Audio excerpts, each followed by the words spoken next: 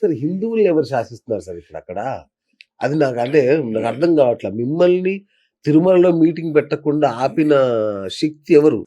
తిరుమలలో ఒక మాఫియా ఉందండి. ఆ! హిందూ మాఫియా, హిందూసే. అచ్చా హిందూసే. హిందూసే. ఓకే. మాకు తెలుసు వాళ్ళు. అచ్చచ్చా! వాళ్ళు ఎప్పటి నుంచో యాక్చువల్లీ ఏమైందంటే, మీరు మా వెబ్సైట్ చూశారు కదా. మేము అవును. అవును. బాల సంస్కార్ కేంద్రాస్ అని పెట్టామండి. దాదాపు 200 ఉన్నాయి. ఓకే.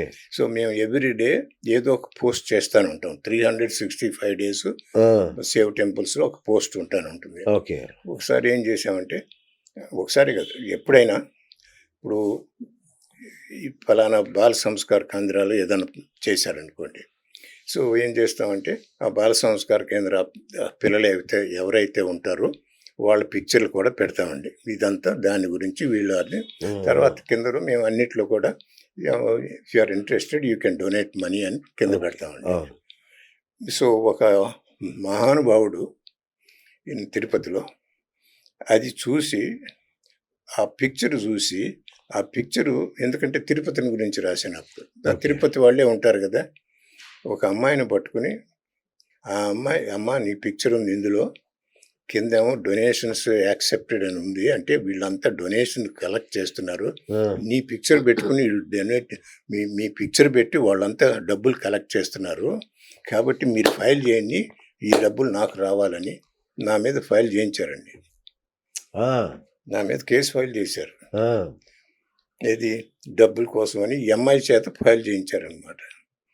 సో అది తర్వాత ఏదో మనకు తెలిసిన వాళ్ళు ఉన్నారు, ఏదో మొత్తాన్ని. పాయింట్ ఏమిటంటే అప్పటి నుంచి కూడా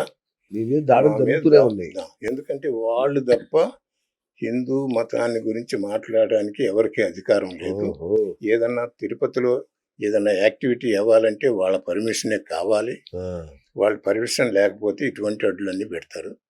అతను లీగల్ ఒక డిగ్రీ కూడా ఉంది, మాట్లాడితే పటక్కని ఫైల్ చేస్తాడు మీ మీద. మీరు ఏం చేయకపోయినా సరే, అక్కడ నుంచున్నా సరే, నుంచోకపోయినా సరే మీ మీద ఫైల్ చేసేస్తాడు ఆయన.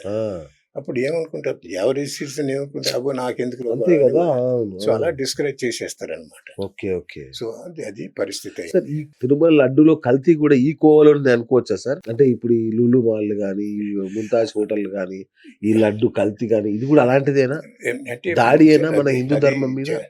జగన్మోహన్ రెడ్డి గారి టైంలో జరిగింది ఇది. అంటే ఇప్పుడు దాని గురించి డెఫినెట్గా ఏదో సినిస్టర్ ప్లాన్ ఉందండి. లేకపోతే ఇప్పుడు ముందు 2 థింగ్స్, ఎప్పుడు కూడా డబ్బులు తప్ప మన వాళ్ళు ఎవరు దేని గురించి ఆలోచించరు. ఇప్పుడు ఎక్కడ డబ్బులు మనం సేవ్ చేసుకోవచ్చు, సేవ్ చేసుకున్నది మనం ఎలా తినొచ్చు అది చూసుకుంటారు. కాబట్టి ఈ కల్తీ తీసుకొచ్చామంటే దాదాపు సగం రేటుకి వస్తుంది, కాబట్టి మనం అది కబ్జా చేసుకోవచ్చు. ఎవరికి తెలుస్తుంది లడ్డూలు నిజంగా ప్యూర్ ఘీనా అది తెలియదు, కాబట్టి సో చేసేద్దామని చేస్తారు. బట్ నా ప్రాబ్లం ఏమిటంటే, ఎవరైతే లడ్డూలు చేస్తున్నారో వాళ్ళకి తెలియదండి అది. బ్రహ్మాండంగా తెలుసు సార్. కిలో ఘీ బహిరంగ మార్కెట్ లో 5,000 6,000 దొరుకుతుంది సార్. 400 కిలో ఎట్లా వస్తుంది సార్? అట్లా ఇప్పుడు ఈ ప్రీస్టులు కానీ, ఈ cooks who are making laddoos, వాళ్ళు ఎందుకు అలర్ట్ చేయలేదు అంటే, వాళ్ళకు కూడా ఏమైనా పాత్ర ఉంది ఇందులో? వాళ్ళు నిజంగా హిందూనా ఆర్ క్రిస్టియన్సా ఆర్ వాళ్ళని సప్రెస్ చేశారా? ఇప్పుడు మనం కుక్గా ఉన్నప్పుడు ఆ స్మెల్ని బట్టి మీకు తెలిసిపోతుంది కదండి. ఎంతసేపు అండి, మనకే తెలుసు, మరి అటు కుక్కుడు తెలీదా? సో అటువంటిది చూసి చెప్పేస్తారు, దాన్ని చూడగానే చెప్పేస్తారు. వాళ్ళు స్మెల్ కూడా చేయాల్సిన ఆ లడ్డు షేప్ని బట్టి తెలిసిపోతుంది. అది ఎందుకు చేయలేదు అనేది కూడా ఒక పెద్ద క్వశ్చన్ అండి. దాని గురించి ఎవరు మాట్లాడలేదు, మరి ఎందుకో తెలియదు. ఎందుకంటే వీళ్ళు ఎందుకు అలౌట్ చేయలేదు అనేది ఎవరు ఇంతవరకు అనలేదు. వీళ్ళని SIT ఇన్వెస్టిగేట్ చేస్తుంది అనేది అంటున్నారు. సో అది ఇట్లాంటి ఒకదాని తర్వాత ఒకటి వస్తున్నాయండి. సో మనం ఏం చేయాలి? ఈ పుణ్యక్షేత్రం డిక్లేర్ చేయాలని ఉంది. అంటే పుణ్యక్షేత్రం ఏం చేయాలి, పుణ్యక్షేత్రం ఏం ఉండాలి, ఏం ఉండకూడదు. ఎందుకంటే ఇప్పుడు పుణ్యక్షేత్రం వల్ల ఏం సమస్యలు కొన్ని తీరాలి కదా. అందుకని మనం ఏమంటున్నామంటే, ఈ కారిడార్ని పుణ్యక్షేత్రంగా డిక్లేర్ చేస్తే ఏముండొచ్చు ఏముండకూడదు అక్కడ. అది first thing. Any illegal churches కానీ మాస్క్ కానీ ఇల్లీగల్గా, అంటే ఏమి పర్మిషన్ లేకుండా కట్టిన వాళ్ళని డెమలిష్ చేయటం ఇమీడియట్. ఇప్పుడు సుప్రీంకోర్టు తీర్పు ప్రకారం ఆల్రెడీ ఒక 100 ఉన్నాయంటున్నారు కదా సార్, 100 అక్రమ కట్టినారు. 100 ఉన్నాయండి. కూల్చారా మరి? కూల్చారా వాటిని? ఉండాలి, ఖచ్చితంగా కూర్చేయాలి. ఎందుకంటే కూల్చారా ఒకటన్నా? లేదు. ఏప్రిల్ 30th అండి, ఈ సంవత్సరం ఏప్రిల్ 30th సుప్రీంకోర్టు బ్రహ్మాండమైన తీర్పు జడ్జిమెంట్ ఇచ్చింది. అవును. ఏమని, every illegal structure, whether it is temple, whether it is church, whether it is mosque, they should be demolished, right. Period. ఇంకా అసలు వాళ్ళు ఏం కండిషన్ లేవండి. ఇల్లీగల్ అనగానే పర్మిషన్ తీసుకోకపోతే లెక్క ప్రకారం ఏదైతే రూల్స్ ఉన్నాయో ఆ రూల్స్ ప్రకారం కనుక తీసుకోకపోతే డెమలిష్ చేయమని ఎమ్మటే చెప్పేసిందండి. సూపర్. అలాగే తర్వాత ఏంటి, మన వాళ్ళు రెగ్యులరైజేషన్ అని ఒకటి మొదలు పెట్టారు. అవును. ఏదో డబ్బులు ఇస్తారు, లేదు ఓకే మాకు పర్మిషన్ ఇచ్చామన్నట్టుగా వాళ్ళని అలౌ చేస్తారు. అది కూడా ఉండటానికి వీల్లేదని చెప్పిందండి సుప్రీంకోర్టు. ఇంకోటి, హైకోర్టును కూడా కాస్త ఫోర్సిబుల్గా రాసింది. హైకోర్టు వాళ్ళు కూడా కేసుల్ని ఎమ్మటే పరిష్కరించండి, వెయిట్ చేయొద్దు అని వాళ్ళకు కూడా అంత గొప్ప జడ్జిమెంట్ మనం చూడలేదండి.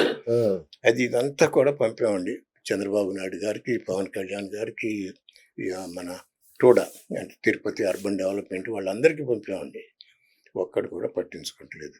కాదండి, పవన్ కళ్యాణ్ గారు హిందూ ధర్మ పరిరక్షకుడు అవతారం ఎత్తారు కదా, అవతారం. మరి ఆయన ఏం చేయట్లేదు? ఆయన అడిగారు ఏమన్నా? మేము ఉత్తరాలు రాసి, మనకి డైరెక్ట్ కాంటాక్ట్ లేదు. అచ్చా. ఉత్తరాలు మాత్రం అట్లీస్ట్ ఎవ్రీ 1 month నేను రాస్తానే ఉన్నాను. ఓకే. ఎందుకంటే ఇప్పుడు అసలు అంటే ఆయన పరిస్థితి ఎలా ఉందో మనకు తెలీదు. ఓకే. ఆయన డిప్యూటీ చీఫ్ మినిస్టర్ కాబట్టి ఆయనకి ఎక్కువ అధికారం ఉండదు. రైట్. బట్ కాకపోతే ఆయన పంచాయతీరాజ్ మినిస్టర్ కదా. అబౌట్ 4-5 months కిందట ఒక జీవో పంపారండి. ఏమని, అందరు కలెక్టర్కి ఈయన ఆర్డర్ చేశారు. అందరు కలెక్టర్స్ ఎవరైతే ఎన్నైతే ఇల్లీగల్ స్ట్రక్చర్స్ ఉంటాయో మీ డిస్ట్రిక్ట్లో ఎమ్మటే లిస్ట్ ప్రిపేర్ చేసి మాకు సబ్మిట్ చేయండి అని రాశారండి. బ్రహ్మాండం కదా, అద్భుతం. 10 days తర్వాత విత్డ్రా చేసేసుకున్నారండి. బా, అంటే ఎంత ప్రెషర్ వచ్చి ఉండాలి మీరు ఇమాజిన్ చేయండి. బట్ ఈయన ఏమన్నారు, నా ప్రాణం ఇస్తాను సనాతన ధర్మాలు. అవును. ఏమండి, అంటే మన ప్రాణం ఇప్పుడు ప్రాణం డెఫినేషన్ ఏదో మనం ఆయన దగ్గర తీసుకోవాలి. మనకు తెలియదు ఏమిటో. అంటే ఇప్పుడు ఒక హిందూనేనండి కాంప్రమైజ్ అయ్యేది. No other religious. కేంద్రంలో మోడీ ప్రభుత్వం ఉంది, ఏపీలో ఉమ్మడి ప్రభుత్వం ఉంది, అందులో బీజేపీ కూడా అధికారంలో ఉన్నట్టే లెక్క. ఎందుకు కదలిక లేదు? అంటే ఇప్పుడు అందరూ కూడా అండి ప్రతి ఎలక్షన్కి they need crores of money. Okay. These are the people who provide this money. ఇప్పుడు మనకందరికీ తెలుసు, అంటే ఏది చంద్రబాబు జగన్మోహన్ రెడ్డి గారు చీఫ్ మినిస్టర్గా ఉన్నప్పుడు ఎంత క్యాష్ పోయింది ఏమిటి అనేది నిజమో తెలీదు. బట్ మనకందరికి న్యూస్ పేపర్లో వస్తుంది, అందరూ డిస్కస్ చేశారు. సో అట్లాంటప్పుడు ఇంత డబ్బులు పోతున్నప్పుడు మనం ఏం చేయగలం అండి? ఏదో సైలెంట్గా ఉంటాం, అగెన్స్ట్ చేయకపోయినా సైలెంట్గా ఉంటాం కదా. అలాగే పెద్ద పెద్ద ఆర్గనైజేషన్ వచ్చి మేము ఈ హోటల్ కడతాము, ఈ మోటల్ కడతాము, ఇది చేస్తాం అంటే, ఎందుకంటే ఏదో పర్సెంటేజ్ మనందరికి తెలుసు కదా. ఏ బిజినెస్ చేసినా కానీ 20-25% గబ్జా తీసుకోవాల్సిందే కదా. అంత డబ్బు తీసుకున్న తర్వాత మీరు ఎలా క్యాన్సిల్ చేయగలరండి? చేయలేదు. అందుకని మనమే నాశనం చేసుకుంటున్నాం. అది కొంత మనం నేర్చుకోవచ్చు కదండి అదర్ రిలీజన్ గురించి. వాళ్ళు కాంప్రమైజ్ గారు వాటికి. మనమే డబ్బుల కోసం నెక్స్ట్ 7 generations ప్రకారం మనకి కావాలి.